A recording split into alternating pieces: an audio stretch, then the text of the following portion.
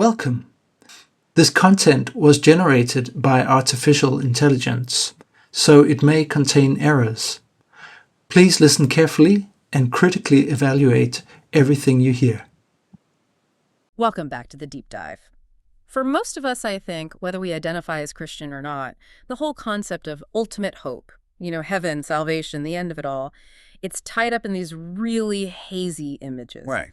Clouds, maybe some harps. Exactly. Cloud-dwelling, disembodied spirits, and fundamentally, an escape from this messy world. We just want that assurance that we're going somewhere better. And that desire for assurance is, it's fundamentally human.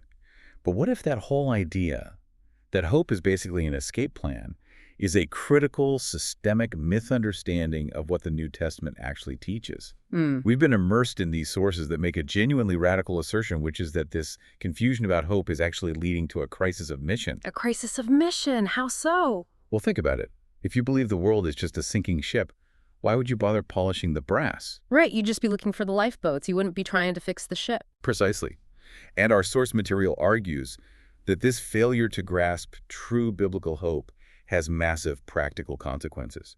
It's crippling the church's ability to engage with the world right here, right now. So this isn't just a theological debate for academics. It's something that demands a total root and branch rethinking of salvation. A total rethinking, moving it away from that simple, private, spiritual escape to something else entirely. Yeah. A comprehensive cosmic transformation. And the hook, the absolute hinge point that this entire argument swings on, is the resurrection of Jesus. Yes. The sources are so clear on this. It is not just a historical debate point to be won or a spiritual ticket to the afterlife. It is the single, massive, definitive watershed event in all of history. A watershed event. I like that. It forces the water to flow one way or the other. That's it. And that's our mission for this deep dive, to really unpack how accepting the bodily resurrection of Jesus, not just as a concept, but as the ground zero of a new creation, transforms literally everything. It forces the streams of our belief to flow in a single direction. Towards a renewed earth and toward an urgent, unstoppable mission in the present moment. So yeah, let's unpack this. Okay, let's start where most of the confusion begins. That is the misunderstanding of resurrection.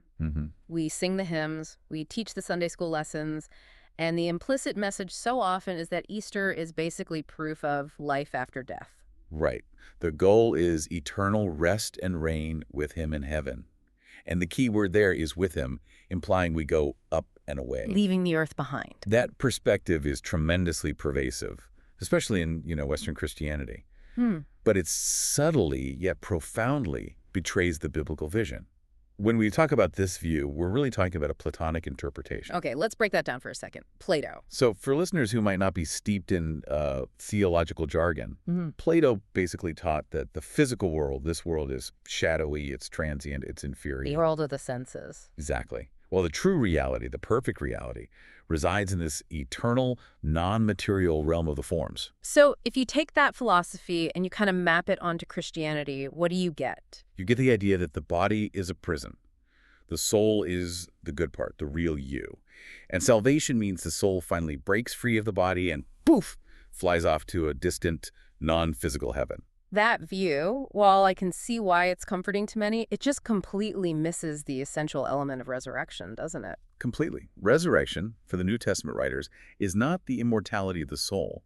It's the transformation of the body and the physical cosmos. So the hope is not us escaping to a distant heaven. No, the hope is Christ coming to us on a renewed earth, a new heaven and a new earth, as the book of Revelation puts it, the two coming together. That distinction changes literally everything. It reframes the entire physical world, space, time, matter as things God fully intends to redeem, not to just discard. Yes, and this is where the argument gets incredibly sharp and, frankly, relevant to contemporary skepticism.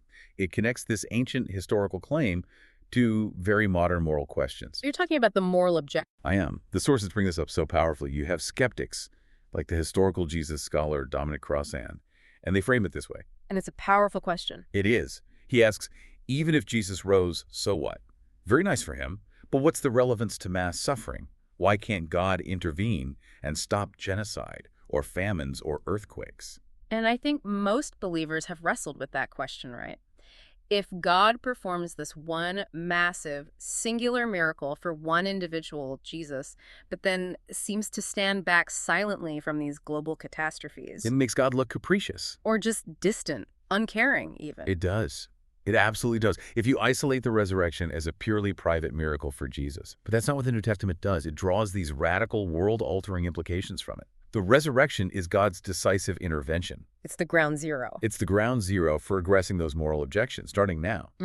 By raising Jesus, God didn't just give one man a ticket to heaven. He inaugurated a whole new world order within our existing world. So just to make sure I'm getting this, the reason we don't see God constantly intervening with these, huge miracles to stop every war. Parting the Red Sea every Tuesday. Right. It's because his definitive, ultimate intervention has already happened in the resurrection. And now he commissions us, the redeemed, to be the agents of that ongoing intervention. That's the critical link. Because the resurrection happened as an event within our own world, a physical transformation within time and space, its implications have to be felt here and now.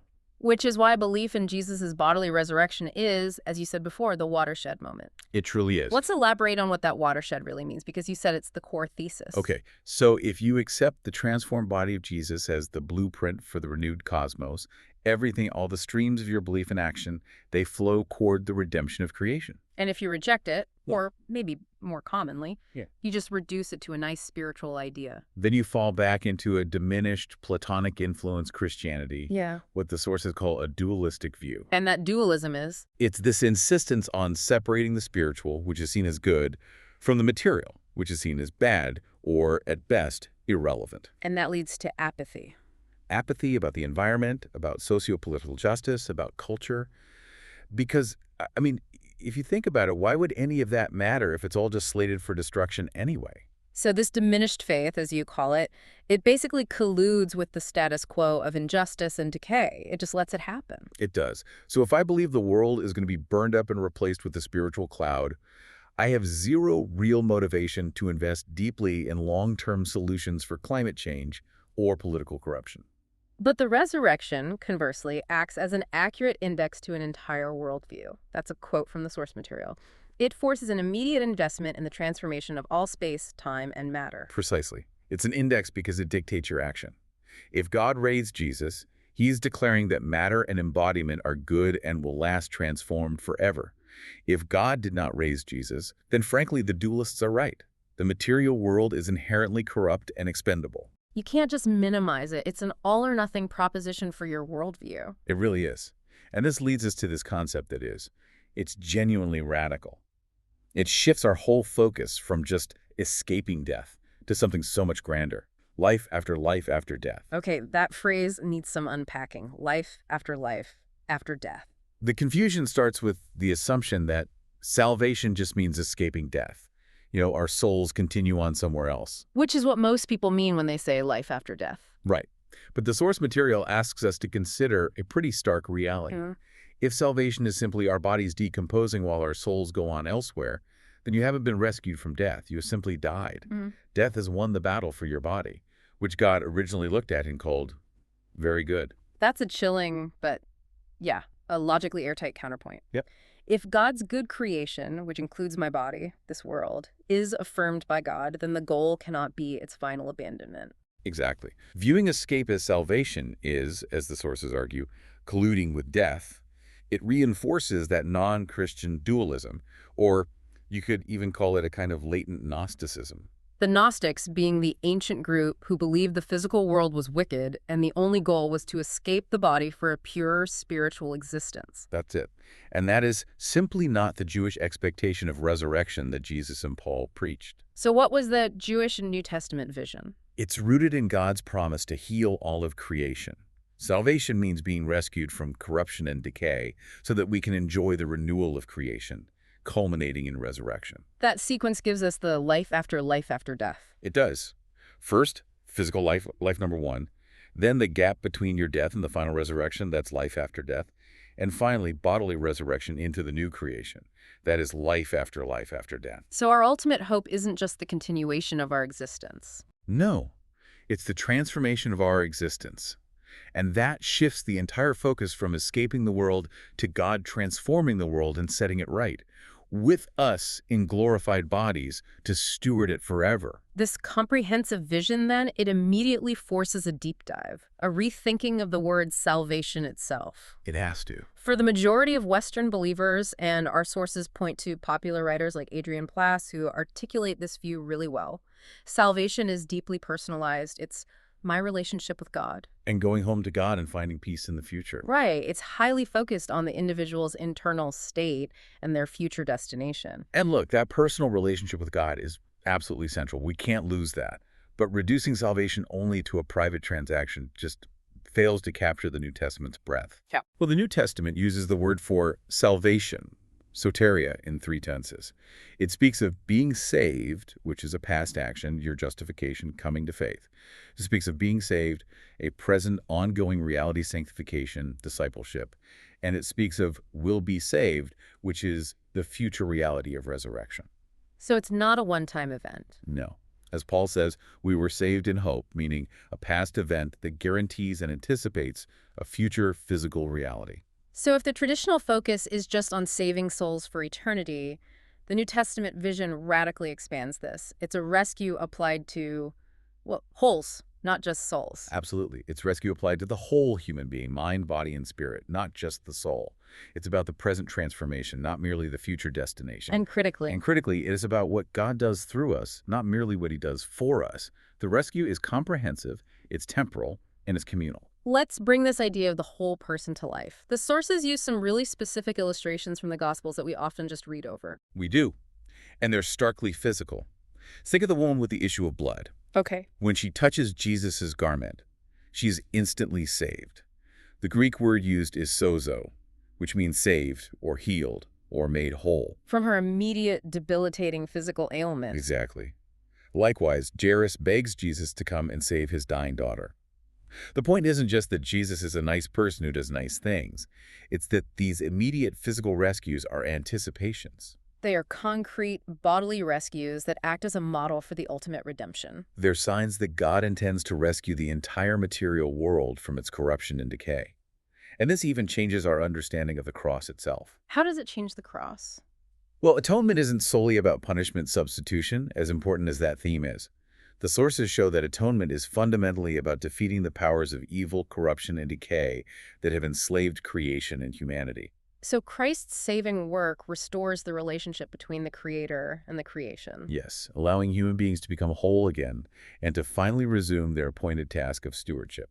And since we are saved as whole human beings for this cosmic project, that means salvation cannot, by definition, be confined to a private spiritual benefit. It can. It immediately mandates stewardship, which brings us to a really crucial teaching tool from the sources, the baseball bat analogy. I love this analogy. It's so good at breaking down the walls of privatized faith. Okay, lay it out for us. So imagine you're given a brand new, beautiful baseball bat as a gift, and you insist on only playing with it in private. You admire it, you swing it around alone in your room. You're completely missing the point of the gift. Completely. The bat's true purpose is only realized when you step out onto the field and play with other people, when it's used communally for its intended design. Salvation, then, is realized when saved people understand they are saved not just for themselves, but for what God longs to do through them in the world. We are rescued to become rescuers. It's a mandate for corporate, restorative stewardship within the wider creation. This stewardship mandate, this is what the Apostle Paul seems to be driving at when he talks about creation itself waiting for us. That's Romans 8, one of the most powerful cosmic passages in the entire New Testament. Paul says creation itself is waiting with eager longing. Not just for God to fix it directly. No, not for its own sudden liberation. It's waiting for God's children-redeemed humans to be revealed. Wow. It is through our wise, loving, and obedient stewardship that creation will finally be brought back into order. The full work of salvation involves whole humans acting in the present for creation's future glory. That really clarifies the urgency of the mission. The world isn't just waiting for God to, zap it clean. It's waiting for redeemed humans to step up and fulfill their original purpose. And this brings us to another foundational concept that, you're right, needs serious correction: the kingdom of God. This might be the most misunderstood term in all of Western Christianity. When people hear kingdom of heaven, they reflexively think of heaven as a distant, non-physical place we go after we die. The great spiritual escape pod in the sky? Right. And the sources are crystal clear. That is completely mistaken. So what is it? The kingdom of God, or kingdom of heaven, fundamentally means the sovereign rule of God, the rule of heaven breaking into and taking charge of the present world, earth. Thy kingdom come, thy will be done on earth as it is in heaven. That's it. It's the most familiar prayer in the world, and it says it right there. We're praying for heaven's rule to invade earth's reality. So if the rule of heaven is breaking in here, what's the ultimate purpose of this kingdom project? The purpose is to set the creation right. God originally created a good world. When rebellion and corruption entered, his intention shifted from mere creation to rescue and restoration. So the kingdom's purpose is not to save humans from creation, But to rescue humans in order that they might reestablish wise sovereignty over creation as his co-regents. This entire rescue operation from start to finish is realized in Jesus Christ. his life, death, and especially his resurrection. Are the launch codes for the kingdom on earth. This raises a big historical question for me. If the kingdom breaking in on earth is so central to Jesus's teaching, I mean, it is the core message of the Gospels, why did so much of the tradition that came after miss it? Why did it prioritize the journey of the soul to heaven instead? It's a profound critique of Western tradition, especially post-Reformation.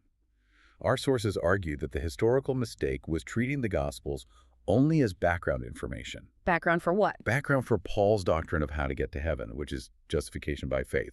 The Gospels became, a nice moral example or just the details leading up to the atonement. And the result was that the core narrative theme, that the kingdom was happening on earth, challenging political and social norms, was subtly screened out. It was. So you ended up with this split.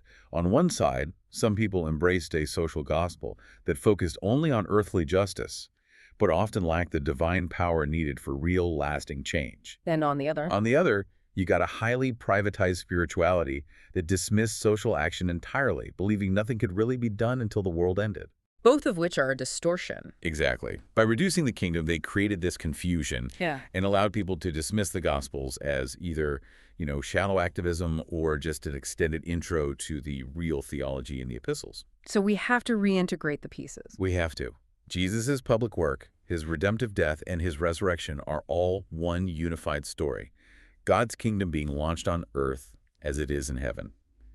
The need for atonement and salvation emerges, because if you're going to engage in this kingdom work, you yourself need to be rescued from the powers that hold the world captive. In other words, you have to be saved from the old world's power structures, sin and death, in order to participate as a whole, renewed human in the new world's work. Salvation is a necessary prerequisite for effective stewardship. You've got it. That's the link. Okay, so if salvation is about this comprehensive rescue for the purpose of stewardship, we have to talk about action. This brings us to a common and I think often quite pious objection. I know the one. Doesn't this sound like we're trying to build the kingdom by our own efforts? Aren't we confusing God's work with human effort? It's a crucial question. And often, that objection is a highly effective way of rationalizing inaction and avoiding responsibility. Right. It's all up to God, so I don't have to do anything. Exactly. We have to be crystal clear. God builds the final, fully realized kingdom. We cannot assist in that supreme act of new creation. That's his work alone. Right.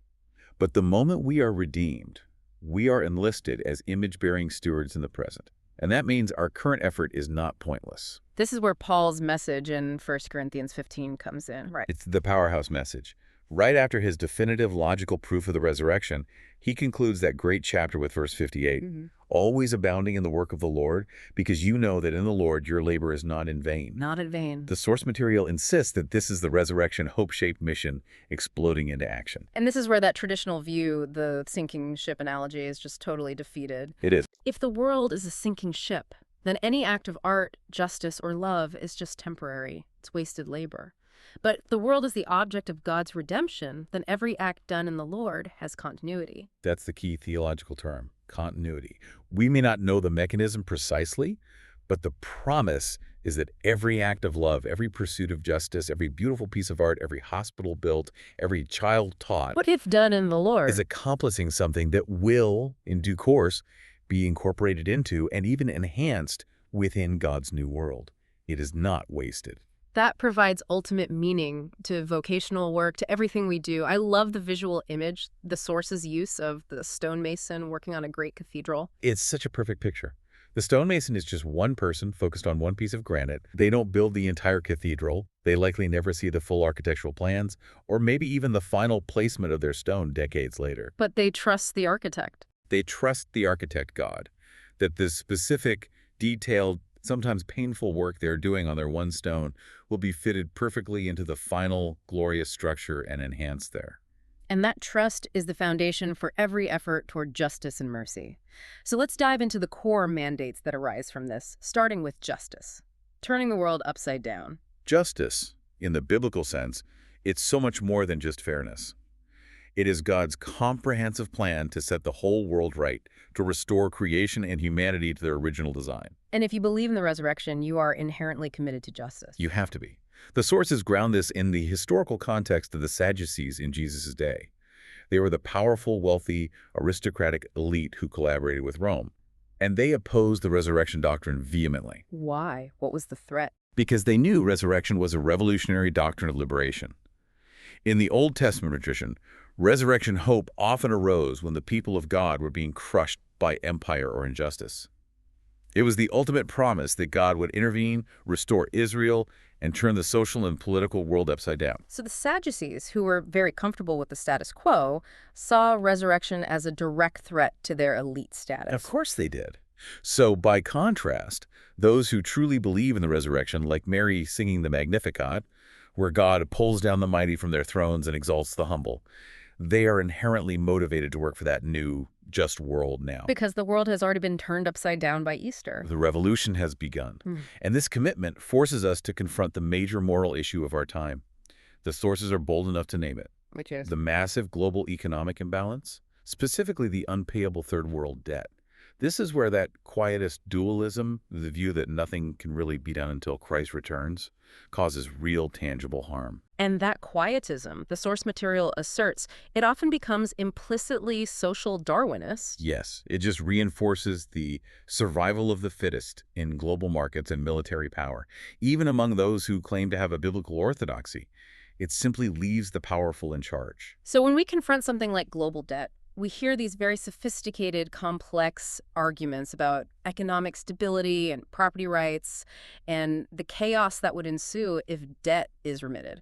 And our sources draw a really sharp parallel between those arguments and the ones used against the abolition of slavery centuries ago. That is a deeply uncomfortable comparison, but probably a necessary one. It is. The abolitionists were told that ending slavery would ruin the global economy, it would disrupt established property laws, it would lead to massive social upheaval. And today we hear similar patronizing, temporizing arguments when confronting the sheer impossibility of nations paying back these crushing, often predatory debt structures.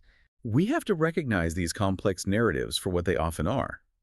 Vested interests, defending what amounts to structural theft by the strong from the weak. Christians cannot rest content with this systemic injustice if we pray daily for God's kingdom to come on earth. The resurrection demands action. Yes. Jesus' answer to the Sadducees, who relied on complex human laws to dismiss God's promise, it applies directly. You're wrong, because you don't know the Bible and you don't know God's power. So if we don't know God's power, we dismiss the possibility of global change. And if we don't know the Bible, we miss the command to act justly. The resurrection provides both the mandate and the power. It creates a program for change that avoids the pitfalls of both the liberal social gospel, which often lack divine power, and the conservative dualism, which refuses to apply its theology to the real world. Okay, moving to a different but related aspect of stewardship. Beauty also matters as part of the mission. Yeah.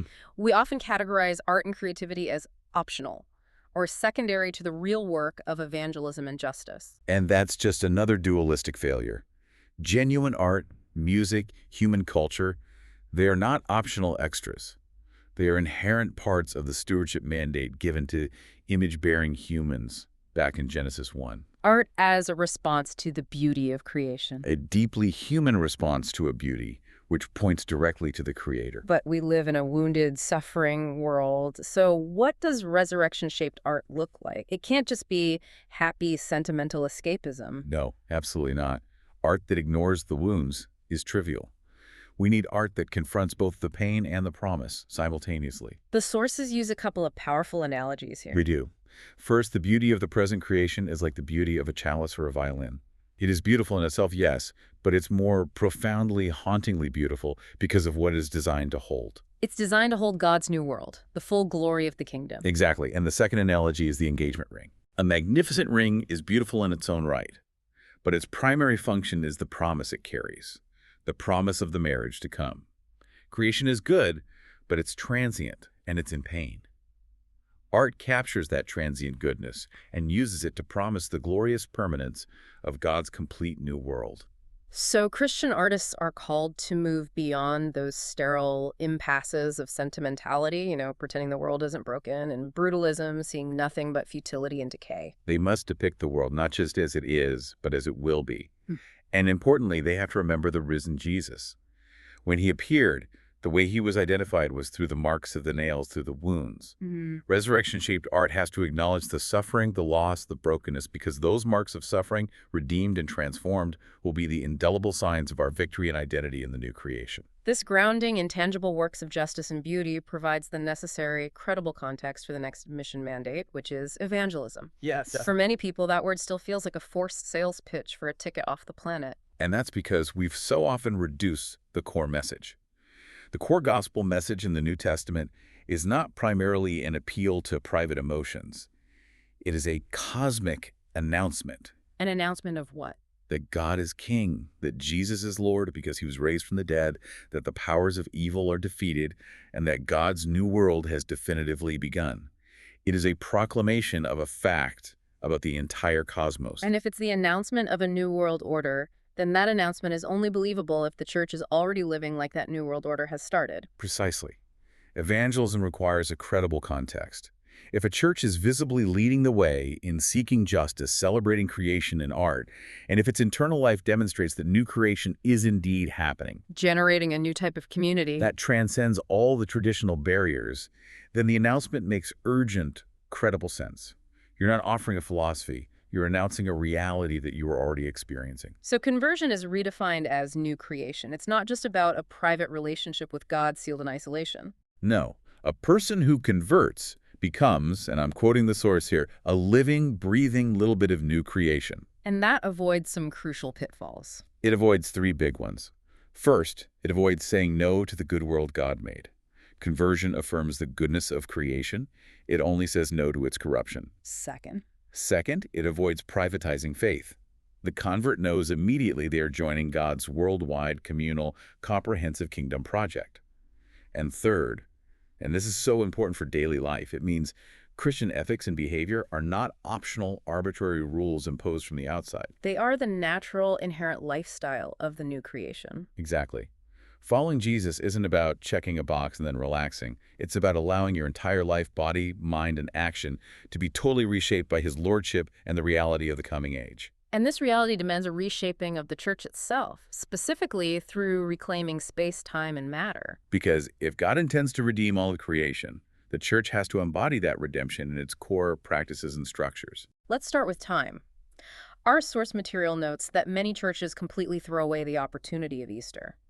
Lent, the preparation, is rich and long, and Easter, the fulfillment, is often just a single, rather tame celebration. It's theologically unjustifiable. I mean, if the resurrection is the biggest event in history, our liturgical response should be massive. So what's the suggestion? An 8-day festival, a joyous explosion of God's creative power. It needs exuberance.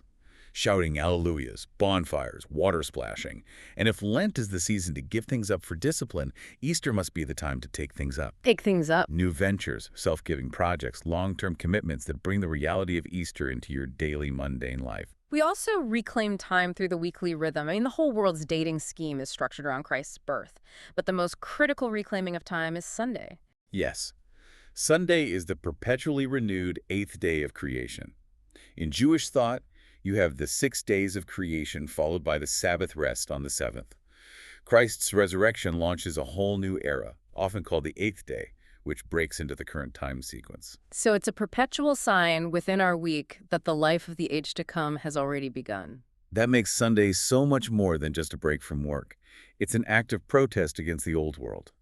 A church serious about this will seek to bring humanizing order to public life, pushing back against the 7-day working week driven solely by market forces, which, for many, is still a form of slavery. Okay, now to space. The church building itself.